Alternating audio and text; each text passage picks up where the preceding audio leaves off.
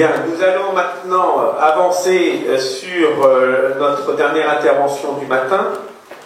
Donc, cette année, effectivement, comme on l'a déjà dit, la PAC en partenariat, c'est un peu fort, avec les DCF de Lyon, a le plaisir d'inviter, en invité d'honneur, Philippe de Sertine, que je vais demander de venir sur l'estrade.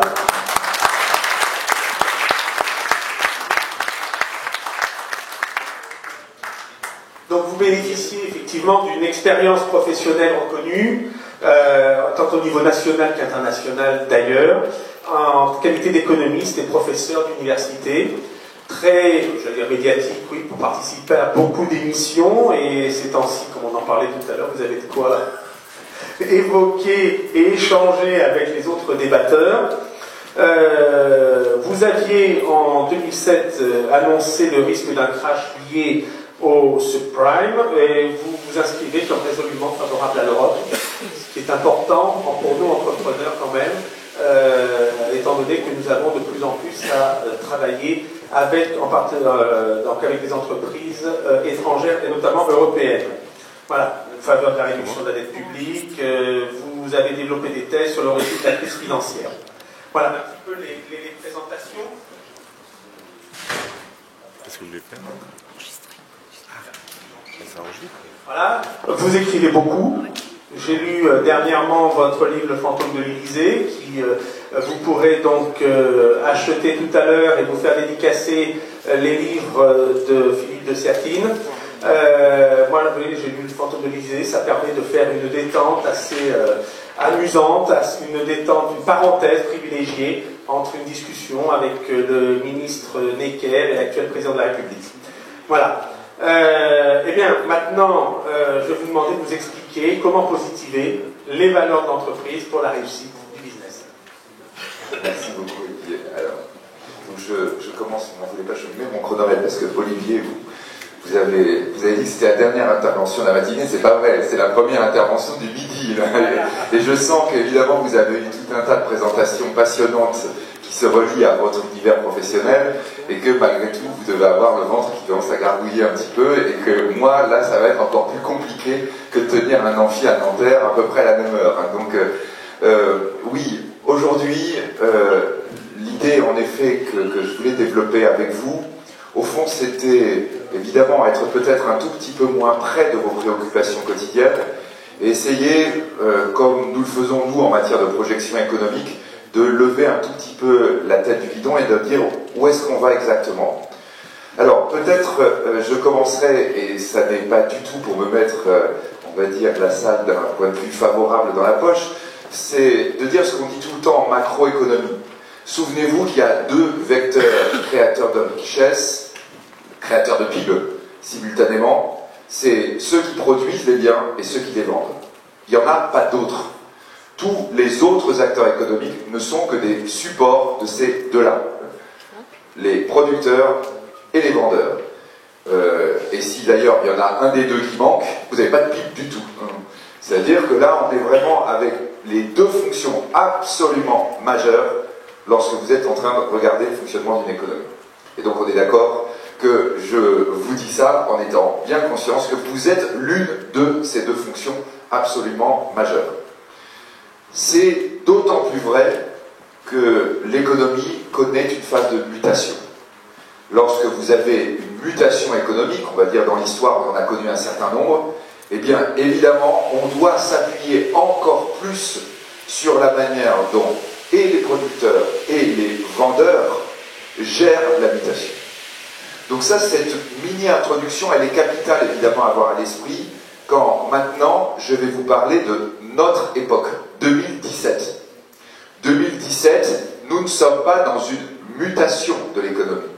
Nous sommes dans un bouleversement, et même bouleversement, ça ne suffit pas. Nous sommes dans une révolution, enfin la révolution, ça devient maintenant politique, mais nous sommes dans un, on va dire, dans un méga changement, comme probablement on n'en a jamais connu jusque-là. Et quand je dis 2017, j'y reviendrai tout à l'heure, 2017, ça peut être par exemple l'année vraiment de la commercialisation, de l'utilisation pour de vrai on va dire, d'éléments absolument incroyables du point de vue scientifique, comme l'ordinateur quantique. Vous savez que cette année, Google et Microsoft vont commencer à commercialiser l'ordinateur quantique. L'ordinateur quantique que Volkswagen a annoncé, essayer d'intégrer à son mode de production. L'ordinateur quantique, c'est 100 millions de fois les calculateurs d'aujourd'hui. Sachant que quand vous avez un iPhone dans la poche, un iPhone, peut-être les autres commencent à brûler un tout petit peu, mais on va dire, un smartphone dans la poche, vous avez dans la poche 50 fois l'ordinateur qui a envoyé sur la Lune en 1969 trois Américains, qui à l'époque, un ordinateur qui tenait dans une maison beaucoup plus grande que celle-là. Il y a 4 milliards de smartphones sur la Terre. Et aujourd'hui, l'ordinateur quantique, quand il va se développer par rapport à un smartphone, il représente quasiment 1 milliard de fois la puissance de ce calculateur-là. Alors, c'est un calculateur tellement incroyable que vous devez le faire fonctionner aujourd'hui que dans le froid absolu et dans le vide. Mais cela étant, quand on est en train de parler de ces ordres de grandeur, nous sommes en 2017, on se rend compte à quel point le progrès aujourd'hui est dans une accélération absolument vertigineuse. Et tout un tas de termes qu'on utilise dans l'économie, dans l'entreprise, en disant « Ah, la digitalisation, c'est l'autre grand défi. » Non, non. Là, quand vous parlez de digitalisation, vous parlez d'il y a 2 ans. Vous parlez de la préhistoire. Vous parlez déjà de quelque chose qui est mais loin, loin derrière nous. C'est rien à côté de ce qui va nous arriver. Donc je crois vraiment que ce contexte, d'abord, il est très très important de le planter. Nous sommes dans un bouleversement des modèles économiques. Alors je voulais mettre affiché à l'écran, mais on ne peut pas, mais c'est pas grave, un petit site sur lequel nous avons le compteur de la population mondiale. En ce moment, je le mets pas mal parce que vous voyez le truc qui tourne. Il tourne. Nous avons pris en solde net, il y a eu depuis le début de cette année, hein, on est donc mi-mars, depuis le début de cette année, 31 millions de naissances sur la Terre. En solde net, plus 18 millions. Donc ça veut dire, vous voyez, vous mettez, on est à 2 mois et demi, dans un mois, à peu près, on aura pris 9 millions. Quand dans un mois, on aura pris 9 millions, nous allons passer les 7 milliards 500 millions d'êtres humains sur Terre. 7 milliards 500 millions d'êtres humains. Vous voyez, parfois, quand on est sur le terrain, qu'on dit, ouais, bon, changement de modèle, il est gentil, mais enfin, bon, oui, dans mon quotidien, ça ressemble beaucoup à ce que c'était hier ou avant-hier. Et là, on vous dit, non, non, attention, on est dans un truc qui bouge tellement que nous, on ne le sent pas sous nos pas. Mais le mouvement, si vous devez le représenter, regardez-le par rapport au compteur démographique. Le compteur démographique est absolument incroyable. 7 milliards 500 millions, c'est exactement 1 milliard 500 millions de plus qu'en l'an 2000. Nous avons pris 1 milliard 500 millions de personnes depuis l'an 2000, c'est-à-dire la Chine plus le Japon. On a pris une Chine et un Japon en plus en 17 ans. Je veux dire, oui, mais bon, ça a toujours été comme ça. Non, non. Non, alors là, peut-être il faut être très clair. Nous étions 2 milliards en 1950. Nous étions 1,5 milliard en 1850. C'est-à-dire l'une des périodes de plus grande progression démographique, 1850-1950, qui était considérée jusque-là comme un moment où la planète a explosé. On avait pris 500 millions d'habitants. Nous, 500 millions d'habitants, vous vous rendez compte, c'est un truc qu'on prend à peine en 3 ans. Donc on est devenu vraiment une autre planète. Nous devons nous projeter dans quelque chose de complètement différent, parce que en 2020, nous serons 8 milliards. Et que la progression continue. Quand on affiche le compteur, évidemment, c'est impressionnant. Vous voyez que non seulement ça ne s'arrête pas, mais ça s'accélère. Alors, évidemment, quand on a des cheveux blancs comme moi, quand on a déjà sa vie faite, un peu, on dit, bon, c'est plutôt inquiétant. Quand vous parlez à des gamins, ils vous disent, waouh, on est déjà 7 milliards 500 millions de cerveaux. Ils ont tout à fait raison quand ils raisonnent comme ça. C'est-à-dire, la vraie question, c'est de dire, non mais, ça se gère ou ça ne se gère pas? La réponse, elle est claire, ça se gère sans problème. Ça se gère sans problème pourvu que vous preniez un modèle qui soit adapté à cette nouvelle donne. Notre modèle économique, le modèle économique qui est le nôtre aujourd'hui, est un modèle qui a été constitué, on va dire, ou qui s'est établi à la fin des années 50. En réalité, notre modèle économique est celui qui est issu de la formidable progression de 500 millions d'habitants entre 1850 et 1950. Depuis, c'est le même modèle qui se poursuit. Vous voyez, parfois, quand on essaie de représenter ça, bah, vous regardez un film, je ne sais pas, avec Belmondo dans les années 70, ou avec Bernard Blier dans les années 60, bon, là, ce sera en noir et blanc, mais au fond, vous allez avoir tous vos repères. Oui, les téléphones ont un fil. Les voitures ne sont pas tout à fait carénées, c'est pas pareil. Les avions, mais encore, les avions, ça ne change pas beaucoup, comme vous avez regardé. En réalité, c'est le même monde économique entre il y a 50, 60 ans et aujourd'hui. Or, ce monde économique, il était adapté à 2 milliards de personnes, il n'est plus adapté du tout à 7 milliards, 5. Et ce qui est en train de se passer actuellement, eh bien, c'est que nous sommes en train d'assister à une mutation incroyablement profonde du système pour s'adapter à cette nouvelle donne humaine, à cette nouvelle donne planétaire. Alors, je ne rentrerai pas là-dedans parce qu'on a convenu avec Olivier qu'on doit parler, ce qui nous intéresse d'un point de vue économique, et plutôt avoir le moral. Donc, je ne vais pas vous parler de, évidemment, la façon dont la population planétaire, en particulier les pays occidentaux, vit cette mutation. En clair, les votes que font les gens aujourd'hui, qui sont souvent des votes de la peur par rapport notamment à cela. C'est-à-dire ce changement de modèle, on le sent là pour le coup, on le voit arriver, et quand notamment on a des cheveux blancs comme moi, et bien évidemment on se dit mais ma place elle est vraiment là-dedans, mais en quoi je vais devoir changer moi-même? Et plus vous êtes dans un changement d'une profondeur pareille, et bien plus vous avez peur, et plus les gens qui vous disent n'ayez pas peur, on ne va pas bouger, et bien votez pour eux. Donc c'est un peu ce qui se passe actuellement, on va dire ce qui s'est passé en Grande-Bretagne, ce qui s'est passé aux États-Unis, on verra ce qui va se passer en France. On a vu quand même aux Pays-Bas il y a 15 jours que finalement, à un certain moment, bah, les peuples occidentaux disent bon ouais, c'est peut-être embêtant, c'est peut-être compliqué, mais après tout c'est peut-être aussi enthousiasmant. Et donc ça va être surtout là-dessus effectivement qu'on va insister. Alors, ce changement de modèle il s'appuie sur quoi? J'ai évoqué l'ordinateur quantique. J'ai évoqué ces révolutions dont vous entendez parler dans vos entreprises, des révolutions du digital notamment, c'est en réalité l'accélération du progrès scientifique. Vous voyez, quand on est en train de regarder objectivement les choses, 1, ça bouge parce qu'on est de plus en plus nombreux. 2, ça bouge parce que la science nous permet. Et 3, ça bouge très très vite parce que la science bouge très très très très vite. En fait, l'accélération que vit notre monde, elle n'est que le reflet de l'accélération scientifique depuis, grosso modo, l'an 2000. Et là aussi, vous voyez, quand on prend du recul et quand on regarde ce qui se passe, et quand parfois, d'ailleurs, on a des discussions avec des gens incrédules, qui disent « Non, mais vous êtes sûr de ça? Oui, mais après tout, est-ce que c'est pas quelque chose qui s'est toujours passé ?» Non, non, on voit des cycles. Le cycle de la recherche scientifique, ou plutôt de la trouvaille scientifique, c'est pas un cycle linéaire. Vous voyez, quand on regarde sur des très longues périodes, la science humaine vous produit du progrès, mais pas tout le temps. Il y a des moments où vous avez des chercheurs qui cherchent, qui ne trouvent pas. Il y a des moments où les chercheurs commencent à trouver, et ce qui d'ailleurs souvent est très très troublant, s'ils commencent à trouver partout sur la Terre en même temps. Et parfois, ils trouvent partout la même chose, alors qu'ils n'ont pas de contact entre eux. Je ne sais pas si vous avez souvenir, hein, donc là on pourrait parler évidemment de tout un tas d'inventions qui apparaissent dans l'histoire humaine à certains moments, mais même simplement dans notre période récente, vous avez eu la récompense du prix Nobel pour la découverte du virus du sida à une équipe américaine et une équipe française. On a été exactement là-dedans, ça faisait des années, des décennies que les médecins cherchaient comment identifier le virus, et là, vous avez deux équipes qui l'ont trouvé en même temps. Alors on s'était dit à l'époque, bah, il y en a forcément un qui a compris sur l'autre, il va falloir regarder à quel moment il y en a un qui a triché, et en reprenant les deux processus, on a dit mais c'est incroyable, on tournait autour de ça depuis 40 ans, et bien les mêmes, ils ont fait exactement la même procédure en même temps sans se communiquer. Et ils ont trouvé la même chose. Donc ça, c'est le processus de recherche qui se remet en marche avant. Le processus de recherche se remet en marche avant, je donne toujours on va dire cette marque de l'an 2000. La marque de l'an 2000 parce que c'est 6 milliards, et que c'est peut-être pas le hasard si c'est à ce moment-là que la science, ou en tout cas ce stimulus peut-être a joué vraiment beaucoup.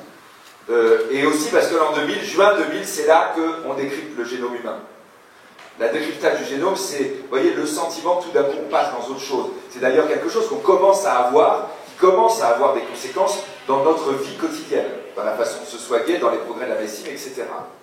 En réalité, donc vous avez le génome, quelques mois après, vous avez la découverte du boson de Higgs, à Genève, l'accélérateur de Genève, où là, dans lequel, qu'est-ce qu'on dit? On dit qu'on trouve la particule de Dieu. Vous voyez, il y a bien ce truc-là, quoi. Tout d'un coup, la science est en train de franchir le mur du son. On pensait que les ailes allaient partir.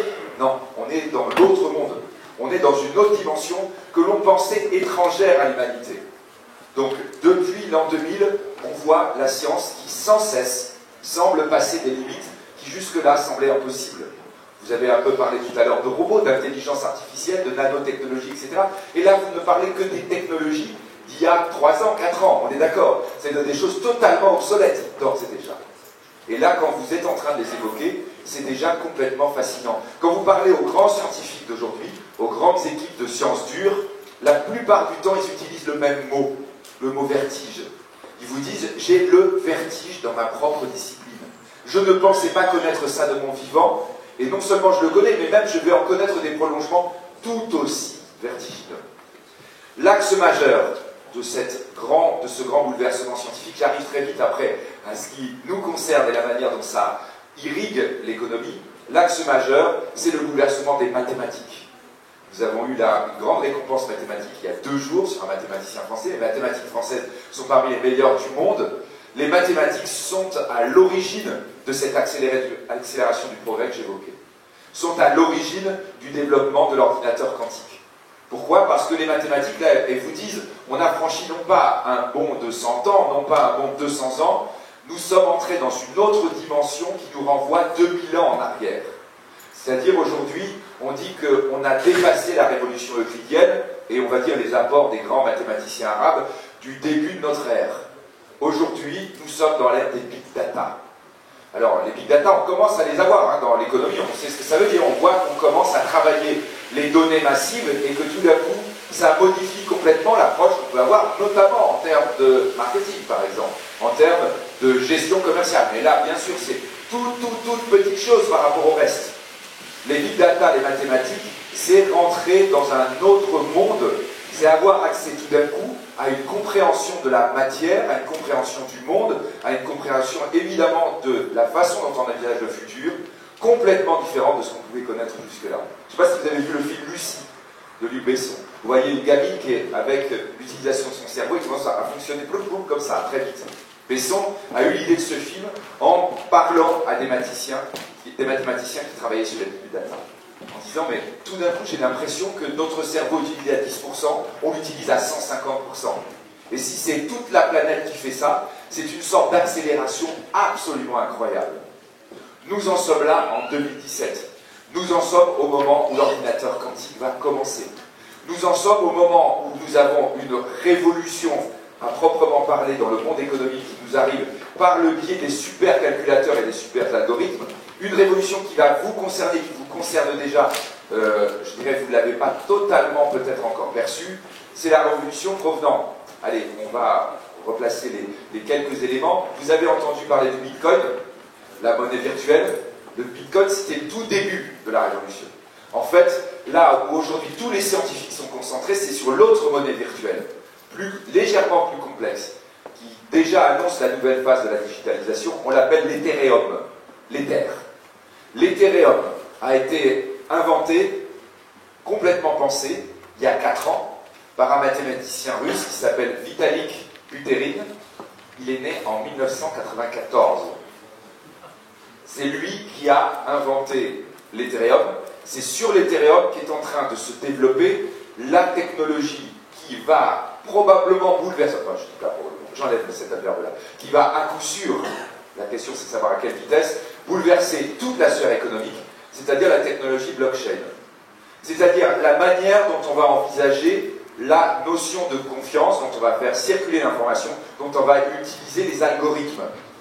Vous allez être très vite concerné par ça. Vous allez être très vite concerné par la grande bataille.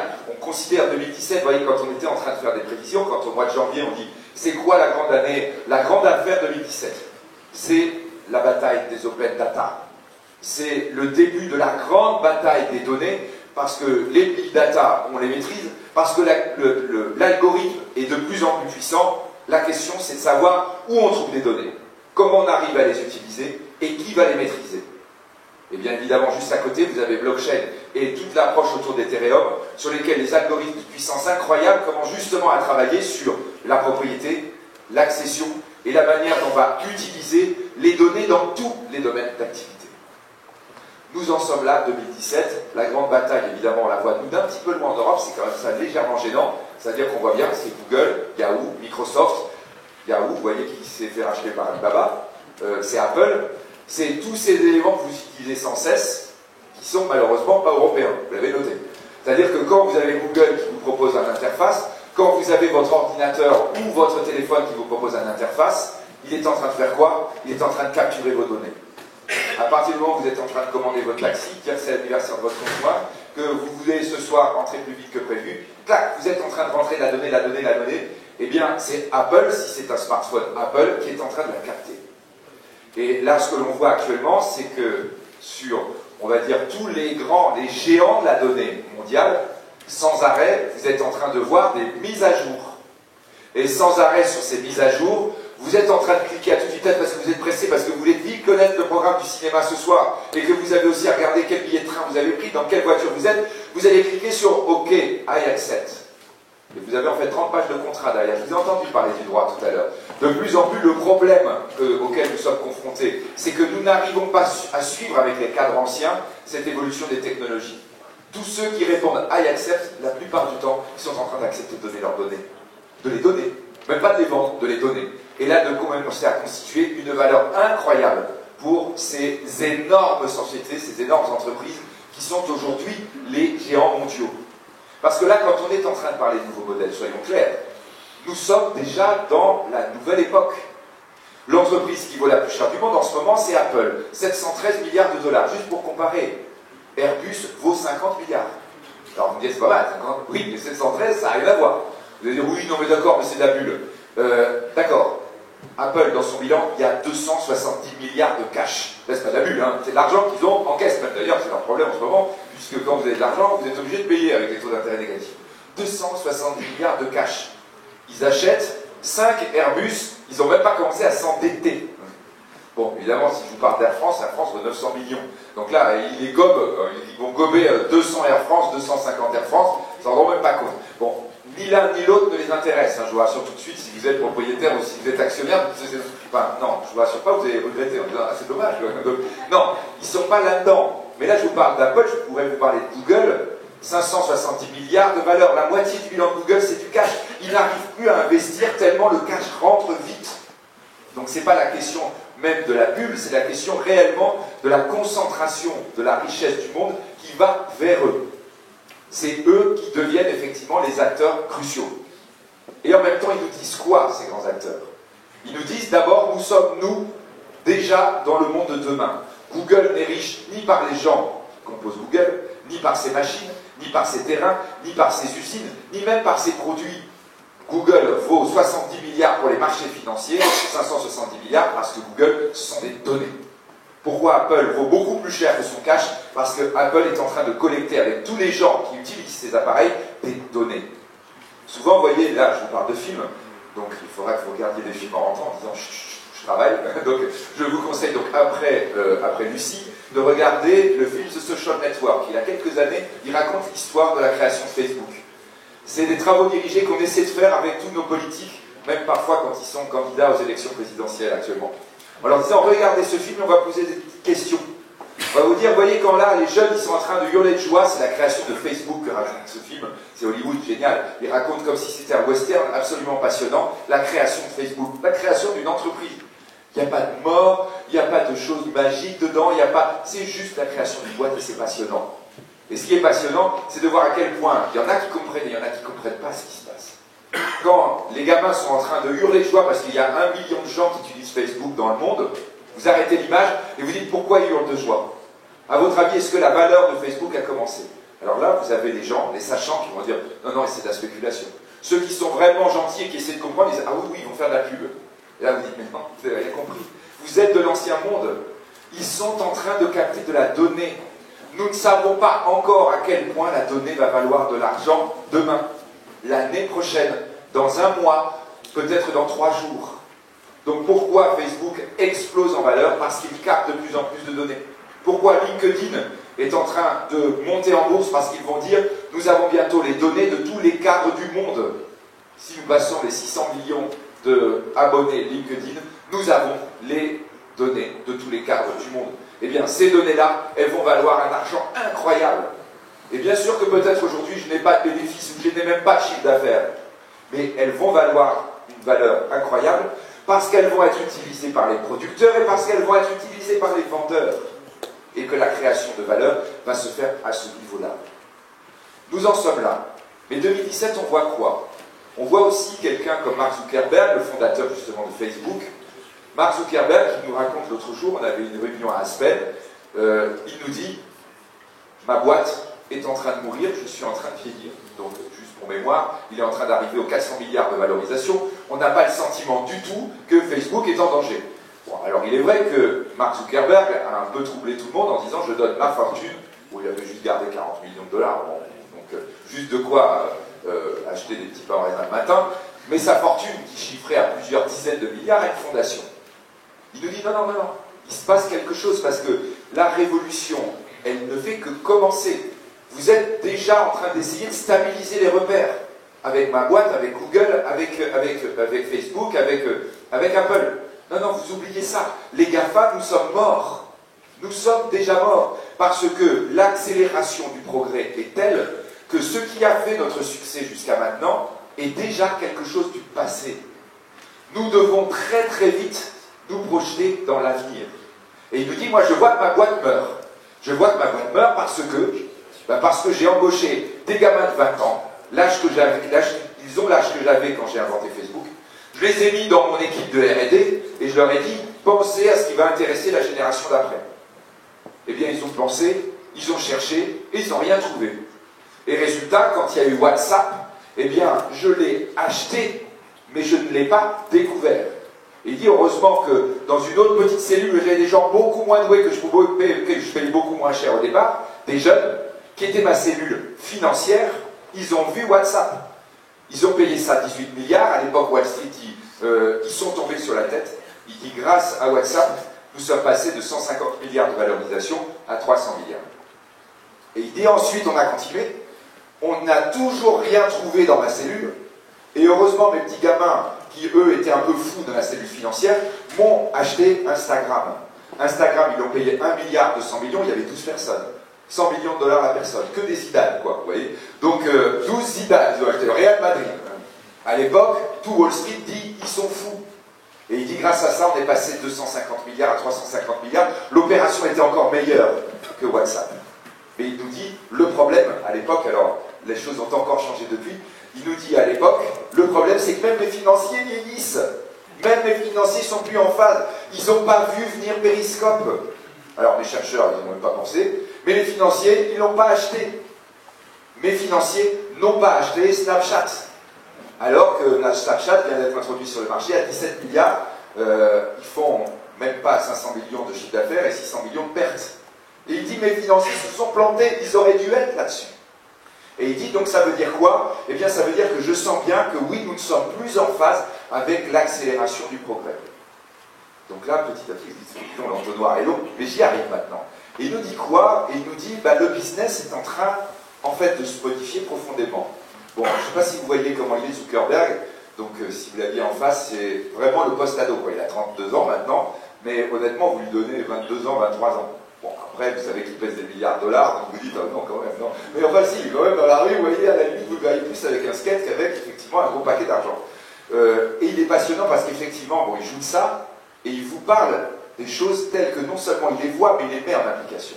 Et il vous dit, je deviens humaniste.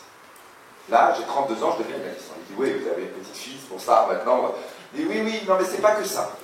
Je deviens humaniste parce que je sens bien que, désormais, le niveau auquel va se passer le business, le niveau auquel va se passer l'innovation, c'est le niveau de l'individu.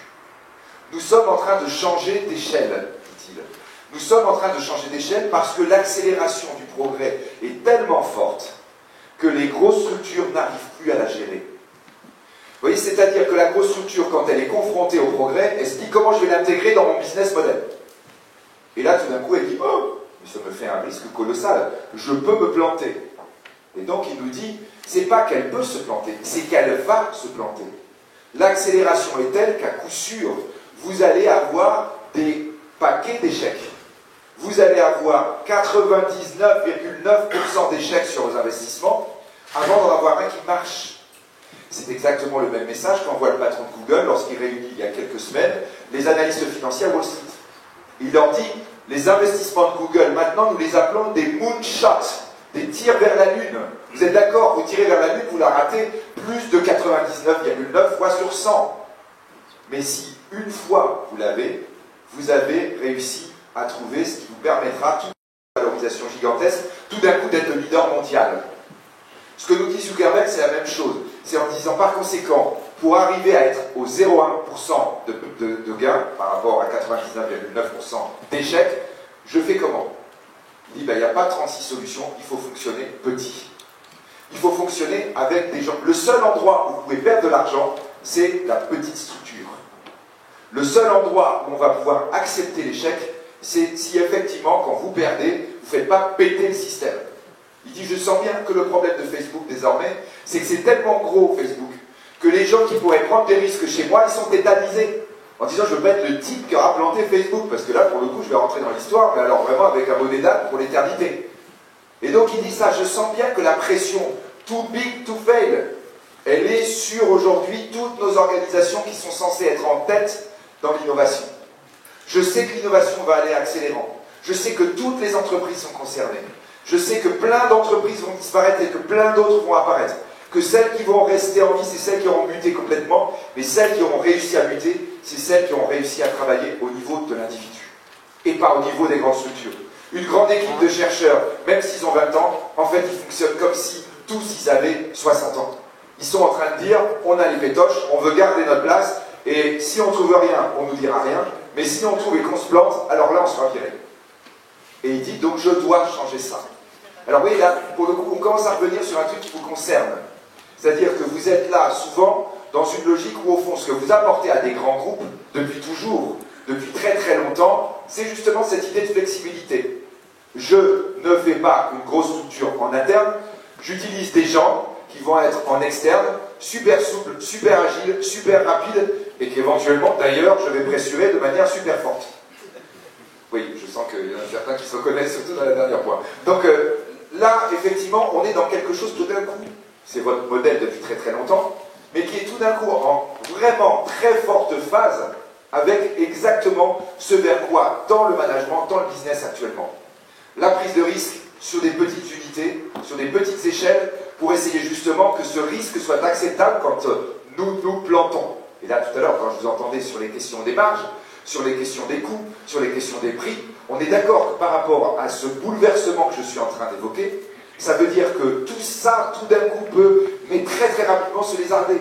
Vous aviez un prix, vous aviez un coût, 3 jours après, vous n'avez plus le même coût, donc vous n'avez plus le même prix, vous n'avez plus la même marge, et tout le monde est paumé. Vous êtes une petite structure, vous adaptez. Vous êtes une grande, c'est pas possible. Vous aviez des business plans, vous avez des plans d'investissement à 10 ans, à 20 ans, qui étaient sur des centaines de milliards, qui étaient même sur des centaines de millions, ça suffira. Vous aviez des banques, vous aviez des structures financières, vous leur dites, ah oui, non mais stop, mon business model, là, c'est plus du tout le même. Alors vous dites, non mais il exagère là. Juste un exemple.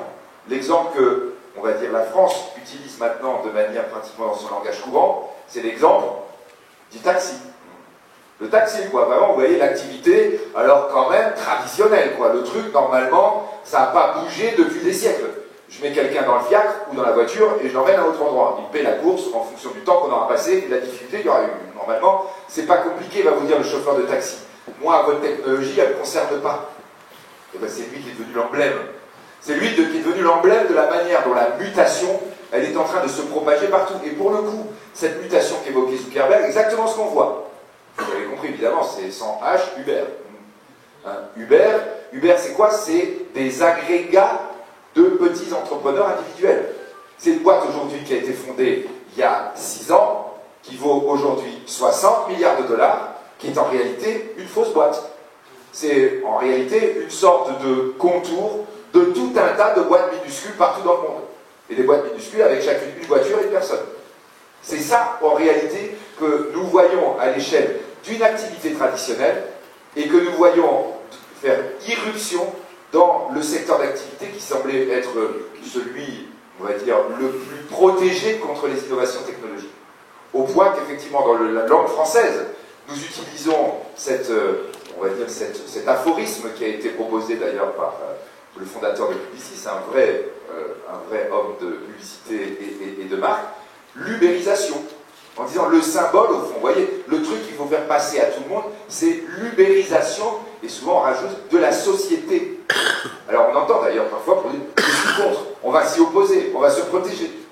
Et là, vous avez à côté Zuckerberg qui dit, non mais oui, ok, protégez-vous, mais restez dans votre coin à ce moment-là. Mais alors là, vous allez voir passer des TGV à côté de vous. Hein, c'est-à-dire, c'est même pas la question aujourd'hui. La question ne se pose plus comme ça, c'est pour ça que vous avez fait ma très longue introduction. 7 milliards 500 millions. L'accélération de la science, l'ordinateur quantique. Mais tu peux y aller en te disant, oh, j'en ai marre de l'ubérisation. Nous sommes avec une telle évolution du progrès que nous n'avons pas d'autre choix que d'utiliser cette structure-là. Et aujourd'hui, quand nous avons quelqu'un qui est maître dans le nouveau monde, qui s'appelle Zuckerberg, qui nous dit « Je vais créer maintenant une boîte qui n'en sera pas une, qui sera un rassemblement de tout un tas de gens qui deviennent des entrepreneurs individuels, qui vont prendre des risques à titre personnel », il est en train de nous annoncer le nouveau monde. Alors juste comme ça, au passage, vous n'avez peut-être pas suivi, parce que là pour le coup c'est mon job, mais vous voyez cette année, le prix Nobel d'économie récompense 2 chercheurs, un anglo-américain et un suédois. Donc l'anglo-américain s'appelle Oliver Björkström, je prononce très mal le suédois. Donc tous les deux ont travaillé il y a 35 ans, 40 ans, 50 ans, c'est-à-dire il y a très très longtemps, sur la fiction d'entreprise. Ils ont travaillé sur les micro-contrats. Je vous ai entendu avoir tout à l'heure une présentation sur le droit, en disant, en réalité, l'entreprise n'est qu'une entité composée de plein de contrats, en réalité de plein d'individus. Et ce qu'on doit regarder quand on analyse l'entreprise, c'est analyser la qualité des contrats qui peuvent exister entre chaque individu. Pourquoi on leur donne le prix Nobel 50 ans après qu'ils aient écrit ça? Ben parce que on a écouté Zuckerberg dans sa présentation l'autre jour, on a dit oula, mais en fait, ils annonçaient déjà ce qui est en train d'arriver. Ça y est, on y est. On y est dans la disparition du contrat de travail, on y est dans la disparition de la notion de salarié, on y est dans cette logique de micro-entrepreneurs un peu partout, qui sont en train de se constituer pour prendre des risques, parce qu'il n'y a pas le choix. Pour suivre le progrès, il faudra prendre des risques à cette échelle-là. Et donc là, bien sûr, ce qui est passionnant quand vous êtes en train de réfléchir à ces questions, c'est que là, du coup, on est en train de voir à quel point la création de valeur dans le modèle économique est en train en même temps de bouger et en même temps de revenir finalement à des choses essentielles qui sont exactement celles que vous expliquiez depuis ce matin. La production et le vente, le contrat de vente et la manière dont on va regarder comment on se répartit la marge entre les différentes personnes à l'intérieur de la chaîne. Attention, avec quand même, vous n'oubliez pas, blockchain, avec le risque absolument capital. Vous êtes concerné, comme est concerné évidemment beaucoup d'autres personnes, les notaires, les avocats, les banquiers, tous les gens qui sont intermédiaires. C'est-à-dire tous les gens qui peuvent dire à un moment donné, je suis important parce que c'est moi qui détiens l'information. Blockchain, là, est en train de vous dire, stop, non, ça sert à rien. En revanche, partout où il y a du service, partout où vous apportez de la valeur ajoutée, partout où vous allez par exemple permettre de connaître tel ou tel élément, où vous allez accélérer les choses, où vous allez réussir à peut-être mettre l'un en face de l'autre, celui qui produit et celui qui veut acheter le produit, et bien là vous avez une vraie chance de gagner de plus en plus de cette valeur créée. La valeur créée, c'est autant la production dont le coût baisse de plus en plus, comme vous parliez de robotisation tout à l'heure. La robotisation partout, y compris dans vos métiers, ça veut dire en réalité de plus en plus de baisse de valeur du producteur. Mais ça veut dire de plus en plus de valeur créée par celui qui trouve le client. C'est-à-dire la création de valeur s'accélère dans la notion de service et diminue dans la notion de production. C'est pas la France, c'est pas l'Europe, c'est le monde qui est engagé là-dedans. Et c'est pas une activité, c'est pas l'activité industrielle ou l'activité de grande distribution, c'est toutes les activités sans exception. Toutes sans exception sont touchées et toutes, on va dire, peuvent être relues au travers de la même analyse et du même diagnostic. Nous en sommes là en 2017. Alors concrètement, on va dire, de plus en plus, on va dire, on fait comment? Donc je répète bien, vous êtes à mon sens positionné sur la vraie création de valeur, et deux, vous avez des phases de structure, vous avez une logique de structure qui est particulièrement pertinente. À la limite, ceux qui peuvent être moins pertinents, c'est vos donneurs d'ordre, c'est les fournisseurs. C'est-à-dire qui, eux, sont souvent dans des logiques encore de regroupement à la, on va dire, à la mode du XXe siècle. À la mode du XXe siècle, et on le voit encore, notamment en France, On sent bien, enfin en Europe, vous voyez, on voit bien l'Europe qui est en retard d'un train, quoi. Les Zuckerberg, ils ne sont pas encore au pouvoir chez nous, hein, à tout point de vue. Hein, donc on voit bien effectivement qu'on se retrouve dans des situations où on a tendance à repartir plutôt comme avant en disant mais moi je me souviens qu'avant une grosse boîte, c'était elle qui démolit le marché. Alors donc je rachète, donc je fais des fusions-acquisitions, en ce moment il y a de la liquidité, j'achète. Puis après vous regardez ceux qui sont réellement en train de gagner, et vous dites mais dis donc, j'ai l'impression qu'ils font exactement l'inverse. Ils essaient, ils revendent. Il y a des gens qui achètent, ils disent bah vas-y tu veux acheter, tiens je te vends, parce que moi déjà je suis sur l'autre élément créateur de valeur. Tu es dans une vision avec un rétroviseur, je suis moi avec une longue vue. C'est ça qui change tout en ce moment. Et donc vous êtes, vous, avec un positionnement, à mon sens, qui est un positionnement particulièrement pertinent. Avec cette logique de risque, avec cette logique de business, avec cette logique d'entreprise, et notamment d'entreprise de structure pas trop grande, qui va permettre toute l'agilité, toute la flexibilité possible. Après, la question, c'est de dire, oui, d'accord, mais une fois que j'ai dit ça, je suis concerné, moi aussi, par des mutations profondes. Comment je les intègre? Là, il n'y a pas 36 solutions. Il y en a même qu'une. Il faut être très clair. C'est exactement ce que dit Zuckerberg. Il dit, mon problème, c'est que ma R&D, avec des gamins de 20 ans, elle ne trouve rien. Est-ce que le problème, c'est ma R&D? Est-ce que le problème, c'est d'avoir des gamins de 20 ans? Il dit, non, non. Gamin de 20 ans, c'est par là que arrive le vecteur de la modernité. Donc, c'est pas qu'un mot, là, non plus. Donc, lui, il parlait évidemment de sa petite fille, à l'époque. Mais c'est pas qu'un mot, c'est pas qu'une expression. Nous sommes dans une mutation telle que l'humanité est en train de muter. L'humanité, physiquement, est en train de muter. Donc, lorsque vous êtes en train de regarder les jeunes, la jeunesse, alors attention, les jeunes, du coup, évidemment, hein, quand il y a mutation, vous ne restez pas jeune très longtemps. J'ai une chercheuse de 22 ans qui disait, vous savez, je fais partie d'une génération intermédiaire. J'ai dit, 22 ans, quand même, c'est bon, avec moi, alors je suis quoi, donc, dans le wagon de queue, quoi. Donc, elle dit, non, j'ai un petit frère de 11 ans. Je me rends compte que je ne le comprends pas. Je me rends compte que je ne comprends pas. Et si vous avez au milieu un gamin de 16 ans, celui de 22 ans ne comprend pas celui de 16 ans, qui lui-même ne comprend pas le gamin de 11 ans. C'est-à-dire, on est en train de voir l'accélération. Vous avez l'autre jour, j'avais une institutrice, on était au ministère, des institutrices qui nous parlaient du moment où ils sont en train de remettre des tablettes à des gamins de 6 ans. Elles nous disent, mais tout d'un coup, on a l'impression d'être dans un film de science-fiction. C'est-à-dire, on a des gamins qui jouaient normaux, enfin, comme ils étaient depuis que j'ai commencé ma carrière, me disait-elle, elle était à peu près de mon âge. Puis tout d'un coup, je les vois dans les tablettes, et là, je me dis, mais non, qu'est-ce qui se passe là? Ce sont des mutants. Ils vont avec leur rapidité. Je n'arrive pas. Je suis en train de leur expliquer. Et je me rends compte que ça fait un moment que le processus que je leur explique, ils l'ont déjà, ils ont 6 ans. On leur donne la tablette, ils vont à une vitesse incroyable. On avait des médecins qui nous avaient montré des études qu'ils font aujourd'hui, qui étaient incroyablement troublantes. Donc ils enregistrent, depuis des années, le développement du nerf optique pour des enfants moins de 5 ans. Donc c'est notamment des enregistrements de films comme ça, où les gamins suivent, tac, tac, tac. Alors, vous allez voir, c'est rigolo nos films. Regardez ce million de petits enfants, hein. Tout d'un coup, oula, pourquoi vous accélérez le film? Non, n'accélère pas. C'est gamins d'aujourd'hui. Qu'est-ce qui se passe? Pourquoi? Qu'est-ce qui se passe exactement qui va faire qu'ils ont on va dire un nerf optique qui va si vite? Ils disent, ben voilà, là, vous avez ça en Afrique, en Amérique du Sud, en Asie, en Europe, des enfants qui vont avoir dans les mains un smartphone ou une tablette avant même de savoir marcher. Ils sont dans leur berceau que quand ils commencent à faire du bruit, au bout de 3, 4, 5, 6 mois, on leur donne le truc et ils savent effectivement qu'ils vont avoir des images, ils vont voir des choses qui leur... Résultat, leur nerf optique se développe différemment. On est dans la mutation. Résultat, les sphères de leur cerveau se développent différemment. Résultat, vous avez peut-être un enfant de 2-3 ans aujourd'hui, vous lui mettez un smartphone dans les mains, exactement comme mon institutrice avec un gamin de 6 ans, eh bien vous ne suivez pas la rapidité avec laquelle il va. Vous avez vu cette pub, je ne sais pas si vous l'avez vu, vous voyez un petit gosse, donc un gamin de moins d'1 an, dans un livre à barreaux, vous voyez, qui saute, il a ses bouches culottes, etc. On lui met un livre en face. Et vous voyez le gamin, il essaie de passer les pages comme sur une tablette. Il ne connaît pas ce film préhistorique, quoi. Le livre papier, il ne connaît pas. C'est ça la mutation.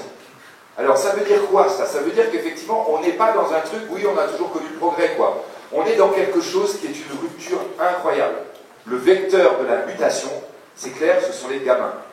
C'est-à-dire que l'intégration pour arriver, et dans vos métiers, comme dans tous les métiers, vous n'êtes pas à l'abri, parce qu'il n'y a aucun métier qui peut considérer qu'il sera à l'écart de ça. Dans vos métiers, il faut prendre des gamins des gamins de 17, 18 ans, leur dire tu regardes comment je fonctionne toute la journée et tu me fais un rapport d'étonnement. Tu me dis ce que tu changerais. Et là, tout d'un coup, vous allez voir les yeux qui vont plus vite. Vous allez comprendre ce que c'est que la rupture. Alors, attention, soyons bien clairs, c'est exactement ce que nous dit Zuckerberg. Il nous dit, je ne vous dis pas que Facebook doit devenir une boîte de 18 ans. Enfin, de gamins de 18 ans. Il dit parce que les gamins de 18 ans, c'est toujours les gamins de 18 ans. On parle toujours de l'humanité. On est juste en train de parler de changement d'outils. Si vous avez des gamins de 18 ans qui gèrent une boîte, ils la plantent, évidemment, parce qu'ils ont autre chose à faire, autre chose à penser, c'est normal, ils ont 18 ans. Il faut avoir des gamins de 18 ans, et il faut avoir des gens plus âgés, c'est-à-dire, grosso modo, à 18 ans et demi. Vous voyez, à 22 ans, vous êtes déjà, on va dire, vieux par rapport aux gamins de 18 ans. Et lui, quand il va dire, par rapport aux gens plus âgés, vraiment, ils sont nuls. Ils ont 22 ans, ils ne comprennent rien. Il faut lui dire, calme-toi, dans 3 ans, tu vas être pareil avec celui qui a pour le moment 13 ans. Hein, donc, on est dans cette accélération, et donc avec un défi énorme, faire passer la modernité à l'intérieur des organisations, et en même temps l'encadrer avec ce qui a toujours fait le fonctionnement d'une société humaine, c'est-à-dire des gens de tous âges dans une organisation. Les plus âgés, plus assis, arrivés, qui ont tendance à regarder la stratégie et être un peu calme, et puis ceux qui sont un peu plus proches, qui peuvent gérer les équipes toutes jeunes, et effectivement qui doivent arriver à les canaliser et à les préparer très vite à devenir eux-mêmes des encadrants de ceux qui vont arriver ensuite. On a vraiment ce défi-là, et ce défi est compliqué dans le business aujourd'hui, on le voit très bien, au malaise mondial qu'on a dans les cadres intermédiaires. Les cadres intermédiaires, notamment ceux qui prennent tous les jeunes gens aujourd'hui, quel que soit le niveau de diplôme, je ne vous parle pas là uniquement d'ingénieur, je vous parle dans toutes les activités, les cadres intermédiaires ont quelque chose que nous n'avons jamais connu. Moi, quand je suis arrivé sur le marché du travail, comme vous tous imaginez, quand vous êtes rentré avec votre premier employeur, vous avez dit, d'abord, tu vas savoir que tu ne sais rien. Tout ce qu'on t'a appris à l'école et à l'université, c'est de la rigolade, on t'a fait vieillir, c'est un mûrissoir à banane. Maintenant, tu vas être sur le tas, tu vas vraiment connaître la vraie vie. C'était ça, le fonctionnement d'une économie qui était sur un modèle ancien qui ne bougeait pas. C'est-à-dire, effectivement, vous arrivez, les gens en face de vous, ils connaissaient le truc et vous expliquez comment ça marchait. Maintenant, vous avez des jeunes qui arrivent, qui connaissent des choses que l'autre en face ne connaît pas. Et je dirais qu'il n'arrivera même pas à comprendre, parce qu'il y a eu toute une démarche qui les a amenés à ça, qui va être utile d'un point de vue économiquement, pas très longtemps, mais qui va être utile.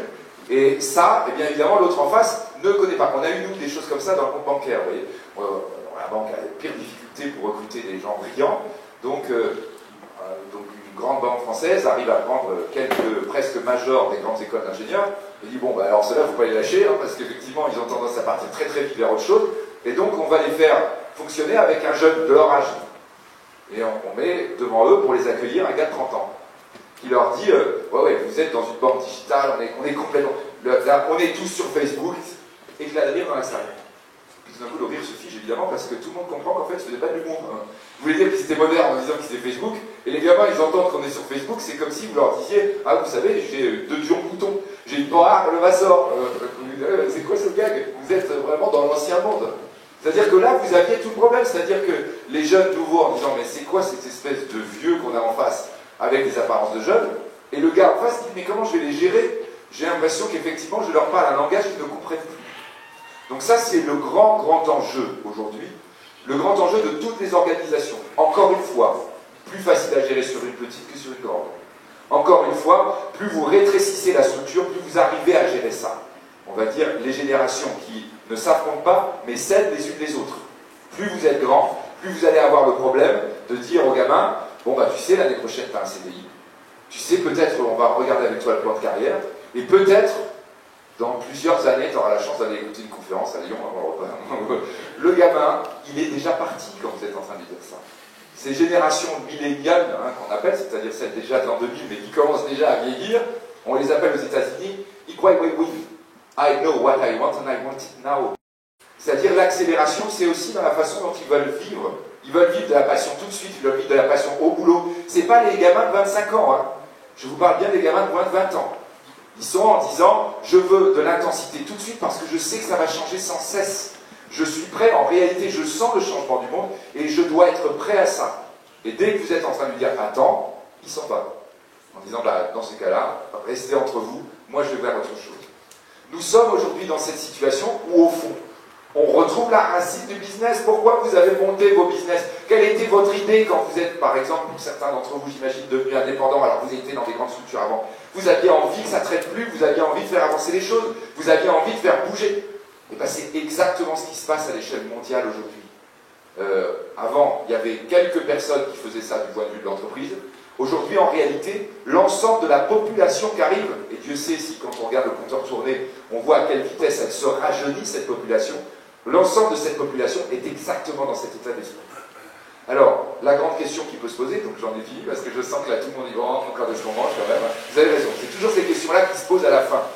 Aujourd'hui, on est effectivement dans une situation où il y a plein de gens, et peut-être même ici dans cette salle, qui sont d'abord angoissés par le compteur démographique, qui sont angoissés par les changements que ça implique dans le monde, et qui se disent où sera ma place, où sera la place de mon pays, où sera la place de l'Europe demain là-dedans.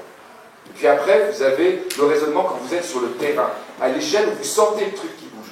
Vous voyez les gamins qui vont vous apporter des choses. Vous dites le défi, ça va être les intégrer. Et si j'y arrive, en fait, il y a tout un tas de nouvelles opportunités qui vont apparaître. Et là, tout d'un coup, vous voyez plus les choses pareilles. Et j'espère simplement que, je pense dans cette salle, qui correspond dans son état d'esprit à tout ce changement, d'abord, ce que l'on dit, c'est « Mais quel dommage de ne pas avoir 20 ans en 2017 ». Je vous remercie.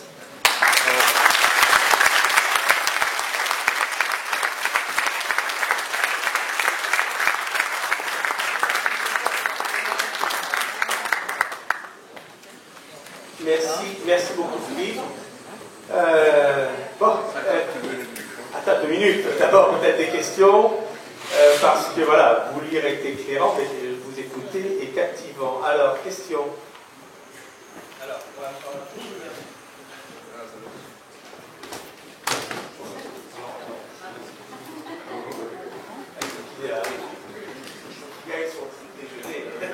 j'ai la chance ou la malchance de vivre dans un milieu médical. En l'occurrence, ma femme est psychanalyste.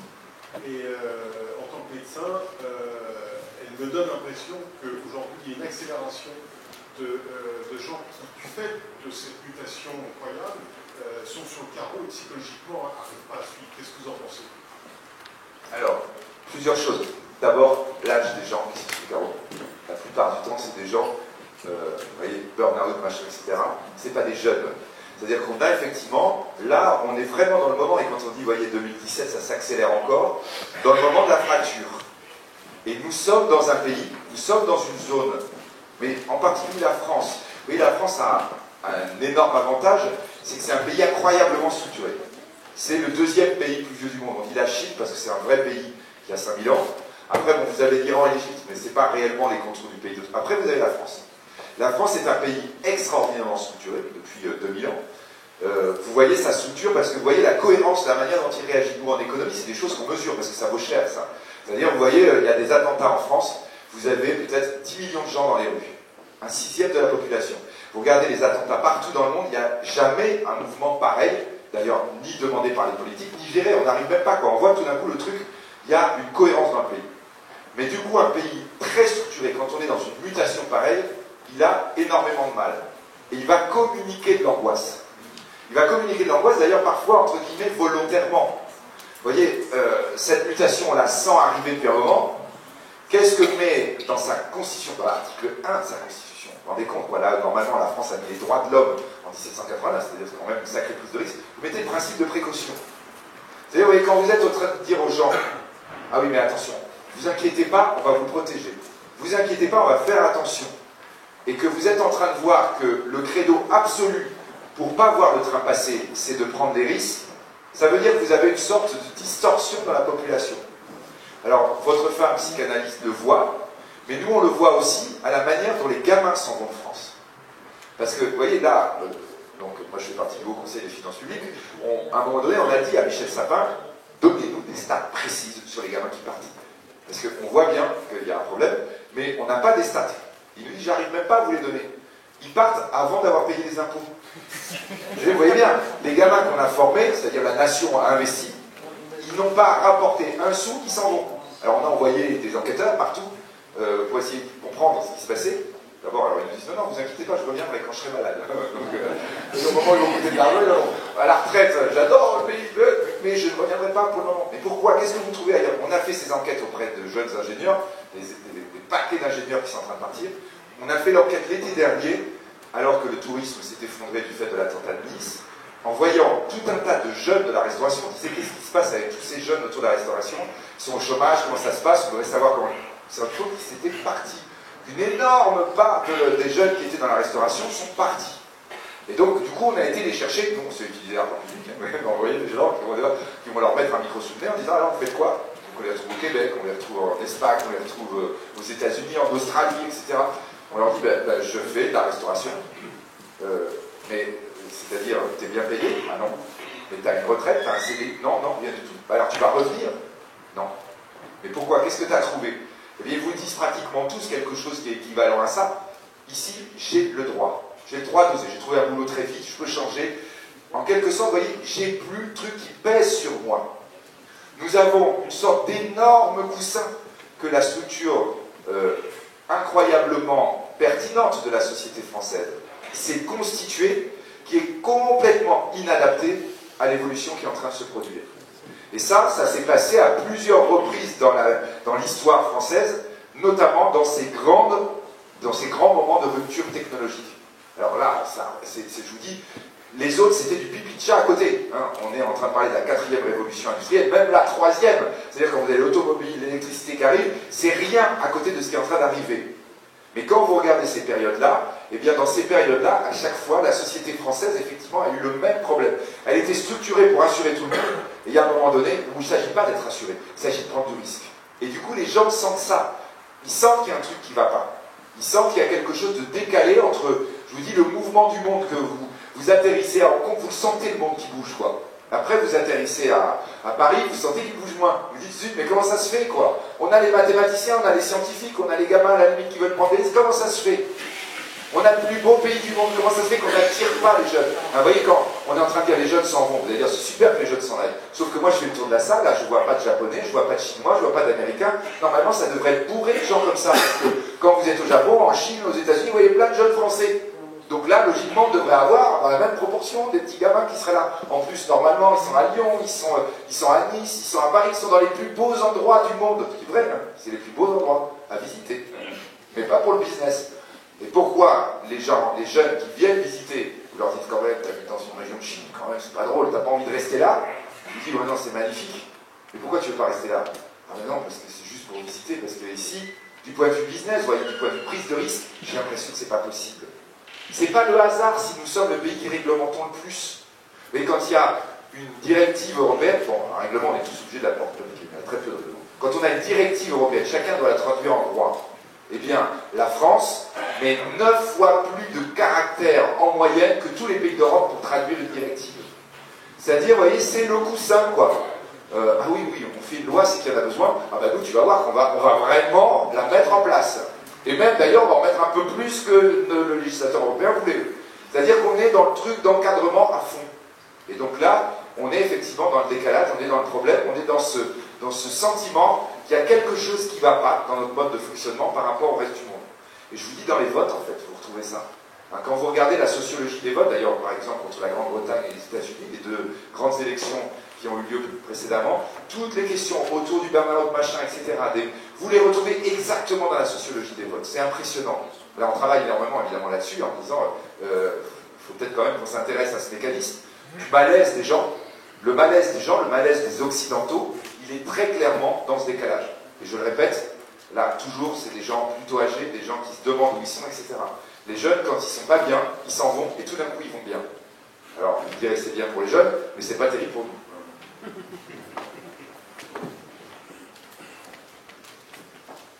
Dans sa... Oui, ça marche. Ça marche? Dans sa présentation, tout à l'heure, Olivier a évoqué la crise financière de 2008. Est-ce que vous pensez que grâce aux algorithmes, aux big data et aux ordinateurs quantiques, on va pouvoir éviter la prochaine grande crise financière que beaucoup d'économistes nous annoncent, qui devrait être une fois supérieure à celle de 2008? Alors, je peux vous répondre en deux temps. Honnêtement, je pense que, pour vous dire tout de suite par rapport à vos assurances vie, je ne pense pas. Je ne pense pas qu'on va l'éviter. Mais néanmoins, ce que je vous dis là est effectivement quelque chose qui peut nous ramener à cette question. Pourquoi je ne pense pas qu'on va l'éviter? Parce qu'à très court terme, les algorithmes peuvent faire ce qu'ils veulent. On est, on va dire entre guillemets, tombé sur la tête. Vous voyez, pour bien représenter l'origine de la crise, qui commence en 2007, c'est-à-dire il y a exactement 10 ans. L'origine de la crise, on passe de 89 000 milliards de dettes en l'an 2000, quand on est 6 milliards, hein, oui, 89 000 milliards de dollars, à 135 000 milliards de dollars en 2007. C'est-à-dire une accélération de la dette occidentale absolument vertigineuse. Cette accélération de la dette va faire qu'un pays va émerger énormément, qui s'appelle la Chine. Pourquoi? Parce que c'est le seul pays, grande puissance, non endetté. C'était en 2007, c'était il y a 10 ans. 10 ans après, on est à 250 000 milliards de dettes au niveau mondial. C'est-à-dire qu'à un moment donné, on a un peu baissé, et puis depuis, pour essayer de relancer la machine, on a réémis de la dette. Réémis de la dette, quand vous émettez de la dette, alors vous ne créez pas de la richesse, ça veut dire que vous émettez de la dette sous la prime de risque. Vous n'avez pas le choix, vous voyez, parce qu'il y a un truc qui ne va pas. Donc vous êtes en train de créer du subprime. Le subprime, on sait très bien où il est actuellement. Il est en Chine, parce que la Chine est devenue le premier emprunteur du monde. 23% de la dette mondiale maintenant est chinoise, en 10 ans. Et la Chine est de très très loin celle qui a ce qu'on va appeler les bad loans, vous voyez, les dettes de mauvaise qualité, c'est-à-dire qu'ils ne sont pas remboursés. C'est-à-dire les accidents doivent venir de là-bas. Vous avez peut-être vu cette nuit, hein, on commence à avoir... On a eu l'année dernière des cracks sur le marché chinois, donc on les a plus parce qu'il n'y a plus de marché, c'est-à-dire on n'a plus le droit d'acheter. Alors évidemment, donc vous n'avez pas de cracks, hein, quand vous n'avez pas le droit de vendre, vous avez des cracks en montant, donc c'est pas tout à fait le même, mais on est toujours dans une situation super tendue sur la Chine.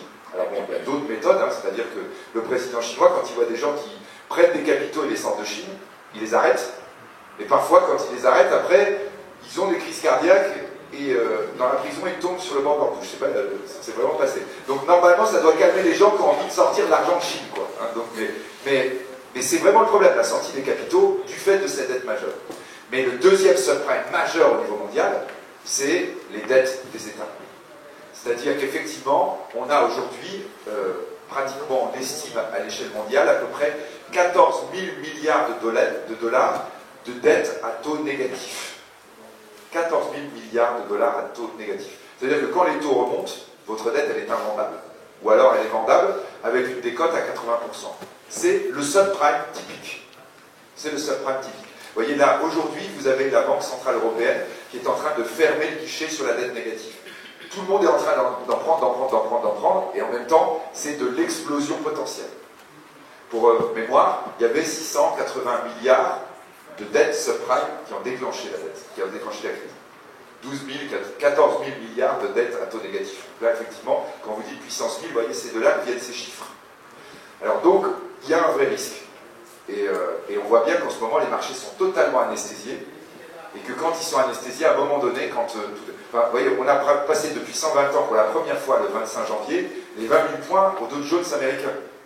Et vous voyez, 20 000 points, c'est-à-dire que normalement, on est dans la prospérité la plus belle qu'ait jamais connue les États-Unis. Quand vous êtes aux États-Unis, vous dites, bah, c'est pas vraiment le cas. Donc il y a vraiment un problème de bulle. Alors, si je réponds complètement à votre question, je vous disais, oui, mais il y a peut-être un truc, effectivement, dans ce que j'évoquais. C'est-à-dire que ce que l'on voit bien, c'est que le changement de modèle qui s'accélère de plus en plus vite, et qui du reste conduit à des survalorisations des entreprises du Nouveau Monde, ce nouveau modèle conduit en fait à une création de nouvelles valeurs économiques. Et cette nouvelle valeur économique, en fait, elle n'est pas mesurée. Donc, par exemple, quand vous allez avoir, on va dire, vous voyez, des investissements, alors RSE, ou, vous voyez, des green bonds, qui sont favorables à l'environnement, des choses comme ça. En fait, on voit que les investisseurs, massivement, les achètent en priorité. C'est-à-dire qu'ils sont achetés en priorité, ils sont sur le haut de la pile des investisseurs. Quand je vous dis des investisseurs, il y a des gens comme BlackRock, qui investissent 4 000 milliards de dollars, qui ont 4 000 milliards de dollars sous d'actifs en gestion. 4 000 milliards de dollars, hein, vous voyez, ou PIPCO, 3 800 milliards de dollars sous gestion. Donc là, quand ces gens-là commencent à vous expliquer comment ils font, on va dire que ça a quand même un petit rôle dans l'économie. Eh bien, oui, ils les prennent en priorité, et pourtant, il n'y a pas de prime de valeur. Donc ça veut dire qu'en réalité, il y a une nouvelle valeur qu'on est en train de créer et qu'on ne représente pas encore. Hein, et donc là, on tourne beaucoup. Moi, par exemple, c'est vraiment mes sujets sur lesquels on travaille en ce moment, en disant, bah, il faut absolument qu'on arrive à représenter ça, parce qu'au fond, là, on a peut-être l'explication, entre guillemets, de cette dette, c'est-à-dire de cette monnaie complètement folle qu'on a créée. Alors, c'est pas une explication, on va dire, c'est une sorte de coup de chance, quoi. Il se trouve qu'on fait un nouveau modèle et qu'on a créé la monnaie juste avant. Donc ça, ce serait pas mal, mais il n'est pas sûr du tout que, on va dire, la course de vitesse, on disait, entre l'angoisse des gens et la modernité soient gagnés par la modernité, il n'est pas sûr non plus que la course de vitesse entre la modernité et le stock de monnaie disponible soit gagné par la modernité. Enfin voilà, voir si c'était le cas, on n'aurait simplement qu'un tout petit crack.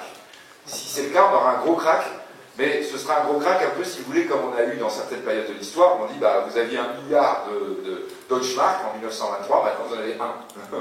Voilà, bah voilà, oui, on est désolé, vous avez perdu beaucoup de valeur. Mais ne vous inquiétez pas, maintenant on va en gagner. Bon, vous direz, en Allemagne, on ne peut pas gagner tout le temps de la même façon après, mais ben voilà, vous voyez, c'est des choses qui, effectivement, sont produites dans l'histoire. On est peut-être à ce moment-là. Alors, donc nous, moi, en matière économique, moi je travaille à fond sur l'idée de représenter au plus vite cette valeur. J'essaie d'alimenter avec mes tout petits bras, vous voyez, un peu le moteur pour qu'on trouve la nouvelle valeur qui permettrait d'équilibrer par rapport à la masse monétaire folle. Et de l'autre côté, évidemment, quand je suis au conseil avec Didier Migaud, avec tous les gens, on dit mais surtout continuez pas à créer de la monnaie folle quand même, parce que déjà la course va être compliquée, mais si vous continuez à déséquilibrer le truc, ça va être encore plus compliqué. Bon, là, je ne suis pas sûr du tout que même après les élections de cette année, on nous entendra beaucoup. Merci. Merci beaucoup.